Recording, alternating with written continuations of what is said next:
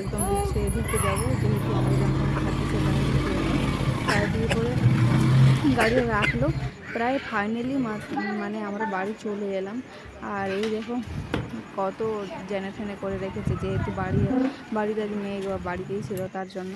তো ভাবলাম আজ কী যে বানাবো। তো একটু একটু বেশি না, একটু ইয়ে ছিল তোমার বাসমতি চাওয়াল ছিল। তো তাও ভাবলাম যে ওটা থেকে বিরিয়ানি কিছু করে দিই। আমি বলেছিলাম যে চিকেন নিয়ে আসতে, কিন্তু আসেনি। তো তাই বাড়িতে ডিম ছিল, সেই ডিম দিয়ে আমি ভাবলাম যে একটু বিরিয়ানি টাইপের করে দেবো।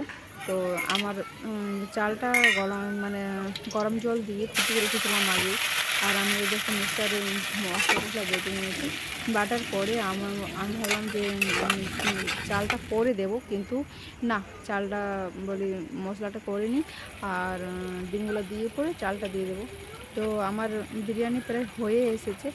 আর আমি আজ প্রথমবার এগ বিরিয়ানি করলাম। তো কেমন হয়েছে বলো, আর প্লিজ কমেন্ট করো। আর আমার ভিডিও কন্টিনিউ দেখো আর কি। যদি ভালো লাগে তো দেখো ফোড়া হয়ে গেছে চালটা, আমি আগেই করে রেখেছিলাম। তো যাই হোক আমার বিরিয়ানি হয়ে গেছে। তো একটু জল ছিল গ্রেভিটাতে। তো আমি ভাবলাম একটু চালটা হয়নি, তো ওটা হয়ে যাবে। তো যাই হোক, মশলাদার ভাত বলো, চাই বিরিয়ানি বলো, চাই কিছু भी বলো, ভিলেজে আমরা গাঁয়ে তো এটা ভাজা ভাত বলি, কিন্তু এটা অ্যাকচুয়ালি আমি বিরিয়ানি টাইপের মতো বানিয়েছি। তো কেমন লাগলো বন্ধুরা আমার ব্লগটা, তো অবশ্যই বলো, কমেন্ট করো।